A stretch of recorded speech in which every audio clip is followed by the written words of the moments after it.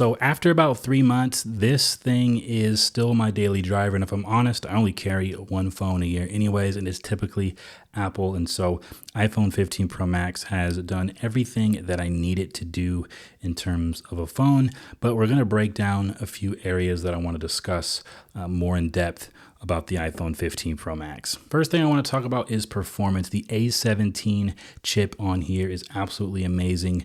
This thing is smooth and buttery alongside iOS 17.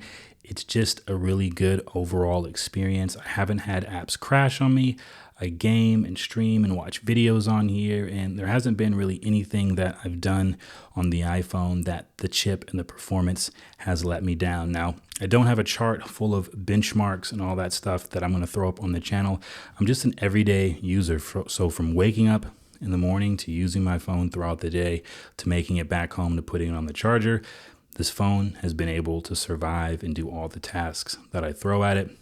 I do a little bit of social media for my job. This thing's able to handle Instagram, Twitter, YouTube, Adobe, Canva, all those content creator apps. This thing handles it with a breeze, doesn't get warm, pushes through the task. And so performance, I would say, is top notch. So if you're looking for a phone that's not going to let you down in performance, I can pretty much let you know the iPhone 15 Pro Max is a workhorse and probably is going to cut through and annihilate any task that you throw at it. So performance, we're getting that thumbs up approval there. Performance is dope. Next is the coveted battery life. Everybody seems to have something to say or wanting to jump in on the battery life of devices. And it seems like iPhone gets a lot of hard-hitting flack and negative review when it comes to battery life. And so when this thing first came out 3 months ago, there was things on the internet talking about overheating. The battery life was terrible. I have to charge my phone multiple times a day. Fortunately for me, at the beginning of my time with the iPhone in September, I didn't experience any overheating and I didn't experience a ton of battery drain. Obviously, the first couple days of setting up your phone's going to probably heat up a little bit as everything's syncing. Battery's probably going to drain a little bit more as your phone's kind of getting used to your day-to-day activities and the way you use the phone. But after we got out of the starting blocks the first 2 weeks, I have not had an issue with battery life whatsoever. I am still at 100% battery life capacity. So I don't know what you guys are doing. If you dudes and gals are on 97, 98, 96% battery life already after 3 months, I don't know. But like I said, just an average everyday user, I'm still at 100%. Take this thing off the MagSafe, go to work, do my daily tasks, and I've got more than enough battery when I get home that honestly, there's some nights I don't even throw this thing on the charger and I hit work with 40, 35%, and maybe I throw it on the charger by afternoon, late afternoon, if I'm feeling low. So battery is still punching through for me, and there's not really anything negative I can say. There's not really any area of contention, concern when it comes to the battery. This thing just works and it stays on, and that's all I can really ask for.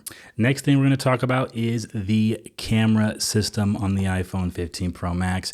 Now, when I first did my honest review, kind of the 1 week review video, hadn't had a ton of time to take pictures and video with the iPhone. I think I had done some B-roll and some top-down shots with the iPhone 15 Pro Max at the time. Looked crispy, but I actually had some time over the holidays to take pictures and videos, and the camera system is absolutely amazing on iPhone. Portrait is stellar. The addition of the 5x zoom, which got a lot of flack in the beginning as maybe a zoom that nobody wanted to use. But I'll tell you what, the 5x zoom is probably actually a zoom I use quite a bit, which I didn't think I was going to use it that much either. But when I saw how crispy and stable the videos and pictures looked by using the 5x zoom, I'm a believer. It works. Point and shoot, point and record. This thing is just a beast when it comes to the camera. And I've used the action button, not a ton, but having it set to camera, sometimes just you can whip this thing out super fast and capture what you need to capture. So camera system, super stellar.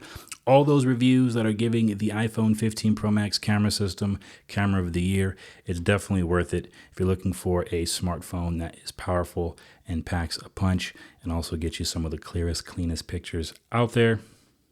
iPhone 15 Pro Max is the phone for you. Real quick, we'll take a little commercial break here, but I have to talk about it, is the iOS 17 experience. Again, we started off the year with all of the phone overheating, the debacle with battery. And I can say after the first couple weeks of setting up my iPhone, none of those issues. iOS is super smooth. Opening, closing the apps, having multiple apps in the background. I haven't had a problem with iOS. And so one of the complaints we often hear about iOS in general for iPhone is it's just boring, not a lot of creativity. I'd counter that and say that this is just out of the box, ready to use. It's smooth. iOS brings security updates and just makes it easy. That's the best I can say, is iOS is easy. If you're looking for something more customizable or a little bit more intricate, you might find yourself going for Android or some of the other phones. But if you like your phone to just be reliable, easy to use, not too difficult, iOS is pretty smooth. And I think for me, I just like the interface. I've been on Apple for over a decade, and I just love how seamless it is. And so they've added some additions over the years with widgets and some more customization. We can look to see some more of that come probably in iOS 17, later updates, or iOS 18, if that's what they decide to call it.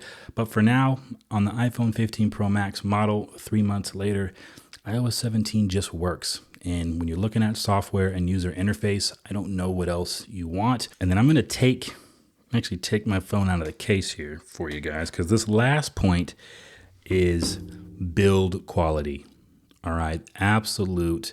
This is probably my favorite thing about the iPhone 15 Pro Max. Now, this may not be enough to justify spending all that money on a brand new smartphone, but the titanium, the colors, the rounded edges, it just feels light. They brought USB-C to the iPhone. I'm absolutely loving it. I loved Lightning, but now the addition of USB-C, 3 months after just having it on here, it has been such a just game changer in terms of quality of life improvement. I can bring 1 or 2 cables to work, one that will charge my iPad, the other can charge this, or I can mix and match and swap. I can also just bring my Mac charger with the USB-C cable and be able to charge all of my devices. And so USB-C has definitely added another layer of productivity and quality of life to the iPhone. But if you've held one, you know what I'm talking about. It just feels good to hold in your hand. The curved edges just make this one of the most comfortable iPhones, I think, since probably the 11, I believe the 11 was rounded. So other than that, to me, these are like the most comfortable feeling iPhones. If you like comfort, if you are a live free, caseless person, this is probably the best iPhone that they've come out with in terms of comfortability.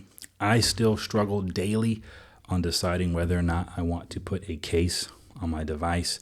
It is just one of those things where I pay for Apple Care, but it's unpredictable when you're in the world of parenthood. Anything can happen. And so I tend to put a case on. But the first month, I really was having trouble debating whether or not I wanted to put a case on this thing. It's just too sweet to put clothes on. Like, the iPhone Natural Titanium was just made to be all out all the time. But that's it, y'all. That's my review. That's my assessment. I still think the iPhone 15 Pro Max is worth the investment. If you missed it in 2023, it's not too late to pick it up in 2024. Now, I have no idea what Apple's going to bring in 2024 in terms of advancement to the iPhone.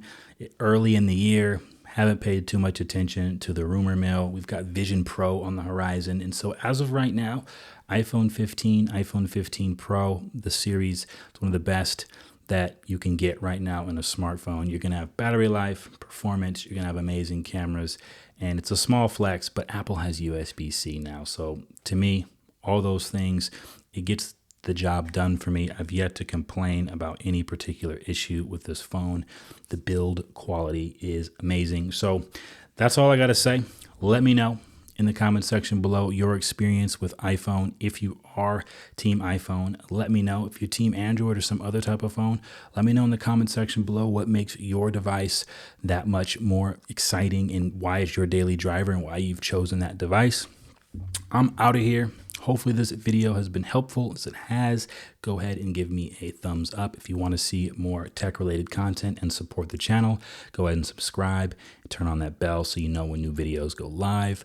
But like always, be blessed. I'll catch you in the next video. Peace.